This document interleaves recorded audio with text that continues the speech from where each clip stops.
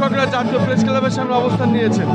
আপনাদের মূল দাবি কি চাচ্ছেন? নাম পরিচয় দেবেন। আমাদের মূল দাবি হলো শিক্ষক কর্মচারী জাতীয়করণ প্রত্যাশী জোট।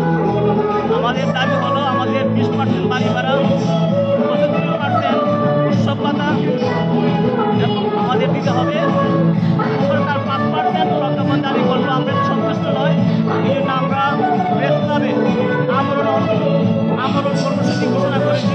যতক্ষণ না পর্যন্ত সরকার আমাদেরকে 20% বাড়ি ভাড়া এবং 75% উৎসব ভাতা এবং 1500 টাকা মেডিকেল ভাতা না দেয়, আমরা ততক্ষণ পর্যন্ত সারা বাংলাদেশের 6 লক্ষ শিক্ষক কর্মচারী আমরণ কর্মসূচি বাস্তবায়ন করবো ইনশাআল্লাহ। মানে এটা অনির্দিষ্টকালের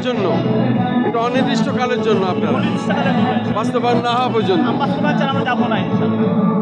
শুধু দর্শক, আমরা শুনলাম সংক্ষিপ্ত সাক্ষাৎটি।